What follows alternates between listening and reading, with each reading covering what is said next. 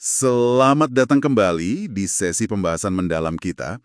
Kali ini kita akan menyelami satu prinsip negosiasi yang penting banget nih dari materi Anda, khususnya bab 28 buku Secrets of Power Negotiation. Intinya, jangan biarkan pihak lain yang menulis draft kontrak pertama. Kenapa ya? Betul, ini kedengarannya simpel, tapi dampaknya besar loh. Iya kan? Rasanya kayak urusan administratif aja, tapi katanya krusial. Jadi, kenapa sih kita harus berjuang pegang pena pertama itu? Apa untungnya buat kita secara strategis? Mari kita bedah bareng-bareng ya. Oke, jadi poin utamanya bab 28 itu jelas banget. Usahakan selalu kita yang menulis draft perjanjian setelah deal lisan. Sumbernya kan bilang, selalu ada poin-poin yang terlewat saat kita bersepakat secara lisan. Nah, itu dia. Poin yang terlewat. Jadi kekuatan kita di mana kalau kita yang nulis? Tur panggungnya, mereka yang pertama kali menuangkan kesepakatan omongan ke bahasa legal, ke bahasa bisnis. Jadi ada kesempatan masukin klausa standar yang mungkin ya lebih enak buat kita.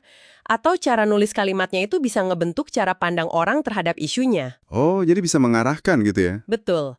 Detail-detail kecil yang pas ngobrol mungkin nggak kepikiran, nah itu bisa dimasukin. Semacam anchoring lah, nentuin titik awal diskusinya nanti. Menarik, menarik. Bukan sekedar nulis ya, tapi mengarahkan. Terus di sumber ini juga nyinggung soal pengacara kan? Katanya pengacara itu tidak diajari cara membuat kesepakatan, hanya cara membatalkannya. Fokusnya menjauhkan Anda dari masalah, bukan menghasilkan uang. Ini agak tajam ya, gimana kita nyeimbanginya nih?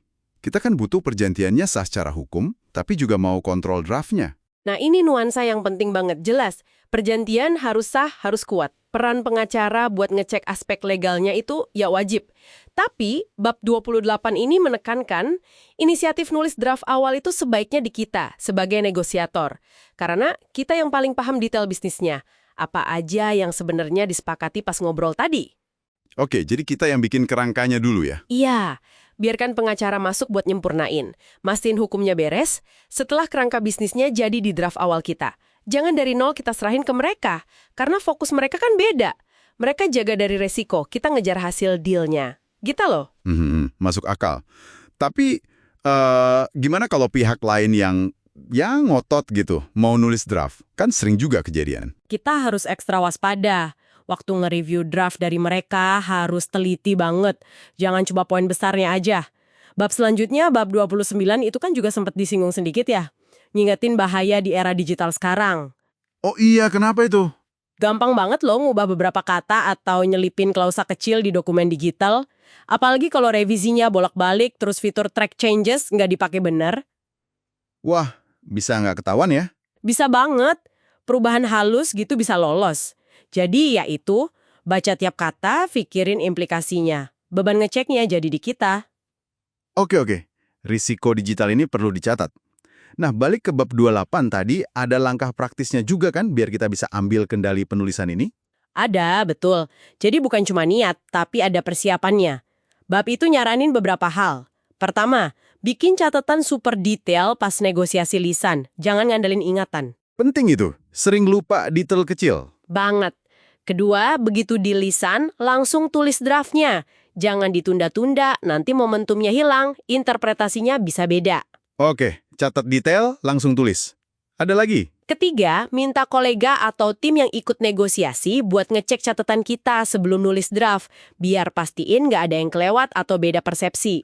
Oh, bagus itu, ada second opinion. Iya, terus ada lagi nih yang lebih proaktif. Apa tuh? Keempat, coba pertimbangan siapin kerangka draft internal gitu, bahkan sebelum negosiasi mulai. Wah, sebelum mulai. Iya, ini bukan buat langsung dikasih ke mereka ya, tapi buat panduan kita sendiri.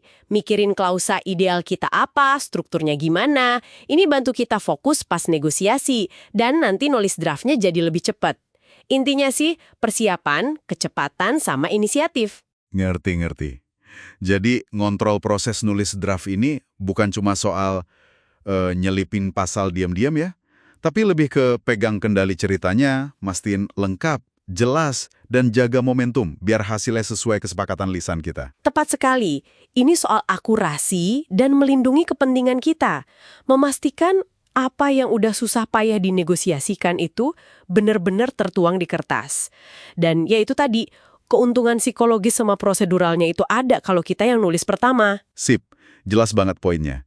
Jadi, ambil inisiatif nulis draft itu langkah strategis, kasih kita kontrol lebih, bantu bentuk deal akhir, dan lindungi kita dari salah paham atau klausa aneh yang nyempil. Nah, sebagai penutup nih, coba Anda renungkan sebentar. Ingat negosiasi penting terakhir Anda yang pakai kontrak tertulis. Siapa waktu itu yang nulis draft pertamanya? Terus, coba bayangin, kira-kira hasilnya bakal ada bedanya nggak? Sekecil apapun, kalau Anda yang pegang kendali pena dari awal, Wah, pertanyaan bagus itu buat dipikirin. pikirkan aja. Oke deh, sekian dulu pembahasan mendalam kita kali ini. Sampai jumpa di kesempatan berikutnya.